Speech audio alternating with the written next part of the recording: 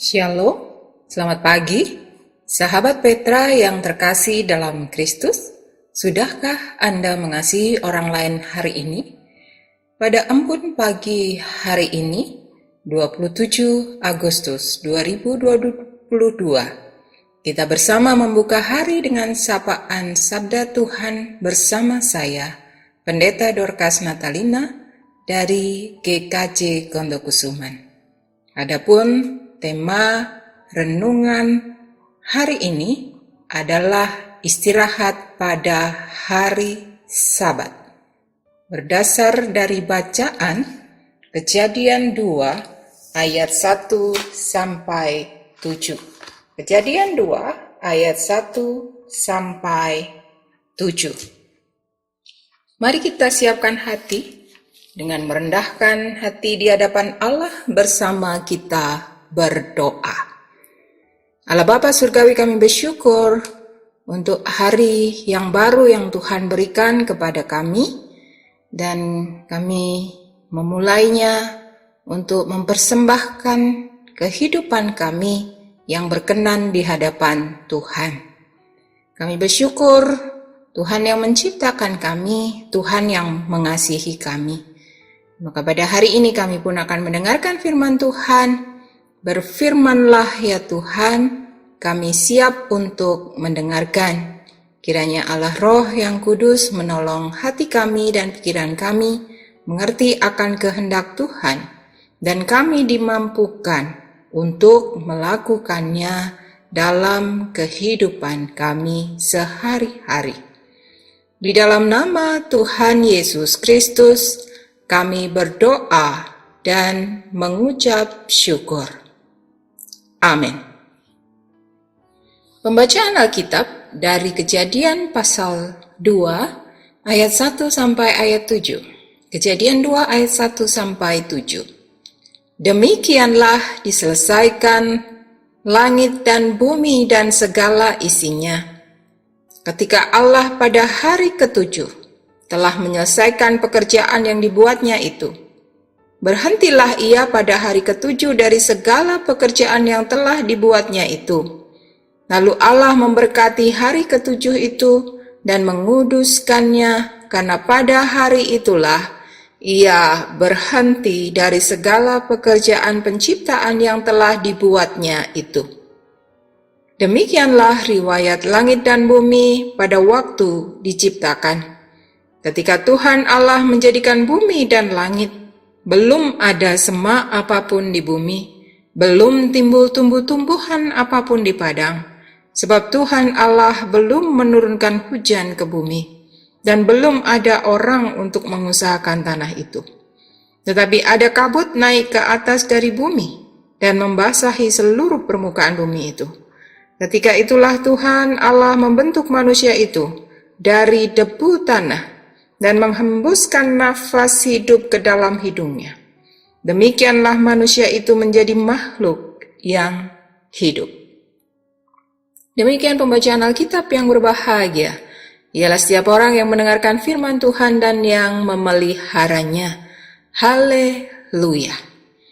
Kita bersama akan merenungkan firman Tuhan di ayat 3, Kejadian 2 ayat 3. Lalu Allah memberkati hari ketujuh itu dan menguduskannya, karena pada hari itulah ia berhenti dari segala pekerjaan penciptaan yang telah dibuatnya itu. Sahabat Petra yang terkasih, pada hari ini kita akan merenungkan firman Tuhan dengan tema istirahat pada hari Sabat. Istirahat pada hari Sabat. Apakah mahkota penciptaan oleh Allah? Bukan penciptaan manusia, melainkan pengadaan hari Sabat.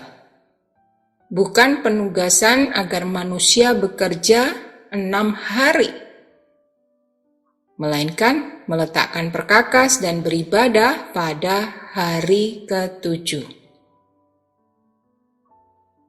Rencana Allah bukan hanya menciptakan Homo faber, manusia pekerja, melainkan juga homo adorans, manusia yang beribadah.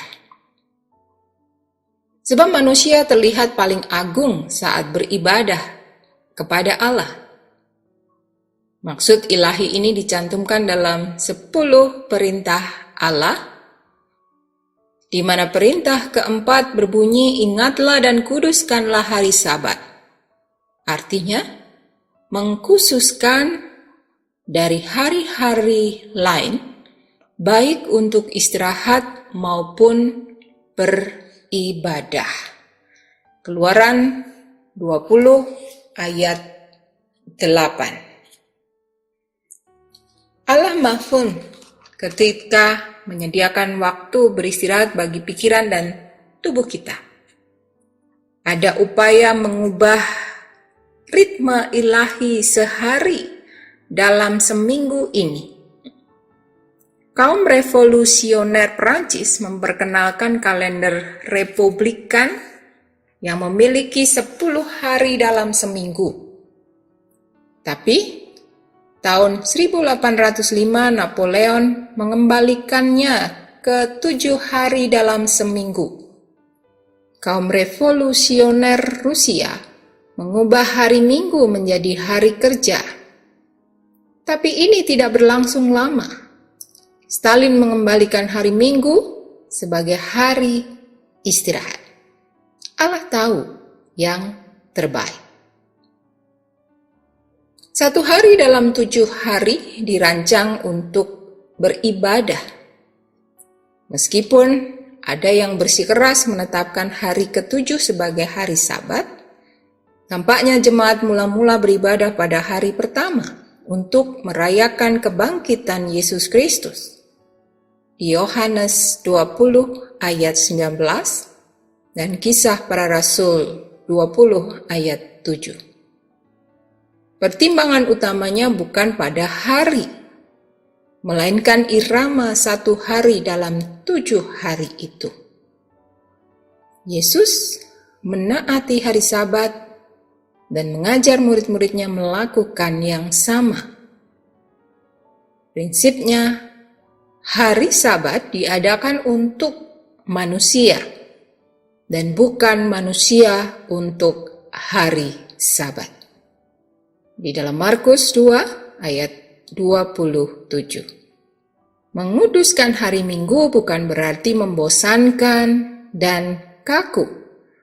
Justru dirayakan penuh sukacita, di mana kita mempunyai waktu beristirahat, beribadah, dan perlu ditambahkan waktu untuk keluarga. Kiranya kita dapat menggunakan waktu di hari Sabat ini, menyediakan waktu dari seminggu, kita sediakan 1 hari untuk Tuhan. 1 hari untuk beribadah dari hari-hari yang lain yang kita gunakan untuk bekerja. Selain beribadah, menjadi waktu untuk beristirahat. Kita memerlukan jeda dari setiap aktivitas kita setiap hari di hari-hari kerja kita. Kita juga memerlukan waktu untuk keluarga. Dari hari-hari yang lain yang kita sibuk untuk bekerja, sibuk dengan aktivitas-aktivitas yang lain. Waktu untuk keluarga menjadi waktu yang sangat penting bagi kita. Tuhan sudah sediakan waktu istirahat kepada kita. Maka hendaklah kita juga menggunakannya dengan baik. Bahkan itu menjadi waktu untuk beribadah, waktu perjumpaan dengan Tuhan, menyatakan syukur, menyatakan pujian, menyatakan doa kita kepada Tuhan. Waktu kita merenungkan firman Tuhan untuk kita lakukan dalam kehidupan bersama dengan orang lain. Waktu perjumpaan dengan saudara-saudara seiman. Kiranya waktu istirahat ini, istirahat pada hari Sabat ini, kita perhatikan dalam kehidupan kita sehari-hari. Tuhan Yesus mengasihi dan memberkati kita.